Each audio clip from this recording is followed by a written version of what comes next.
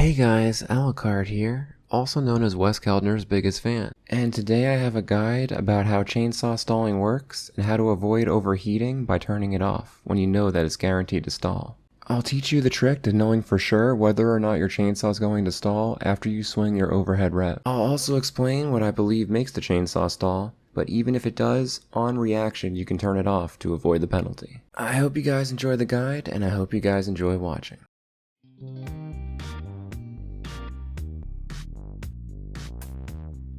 So first, let's explain how you can visually tell whether or not your chainsaw is going to stall after swinging the overhead rev. So the overhead rev is when you hit about 75% on the red rev threshold on your chainsaw meter, which causes LeatherFace to lift his arms over his head with the chainsaw and run at a faster sprint speed. First of all, you want to make sure that you have the middle star sign on LeatherFace for the 20% stall resistance. Otherwise, it seems like swinging the overhead rev always will stall your chainsaw.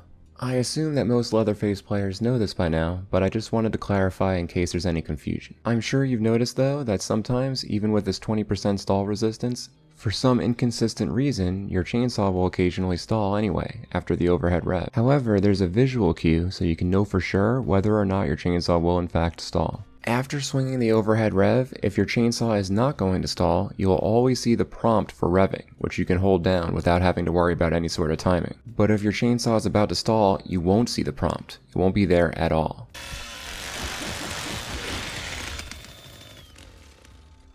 Yeah, turning it off is awesome though to avoid actually stalling.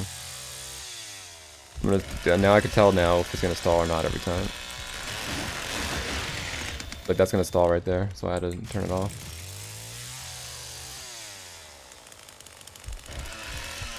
You can tell, like, watch. Like, if I raise my arms, see how it puts the, like, pulsing right-click, thing? Pulsing, like, button press thing? That means it's not going to stall, even though I just keep holding it. It's not going to stall now. But if you don't see that, so for example, if I swing before my arms are fully raised, you probably won't see it because it's going to stall. I don't know why that causes it to stall, but it does.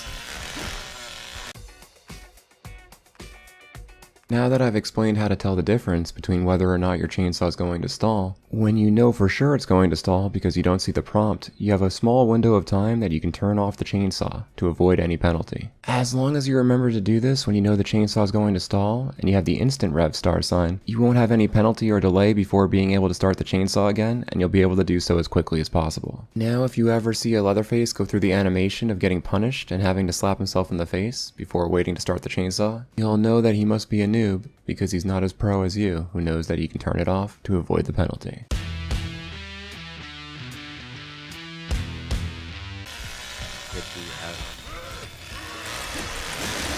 What the fuck?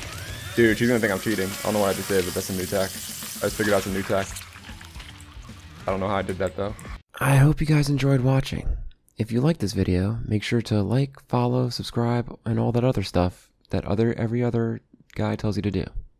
See you later.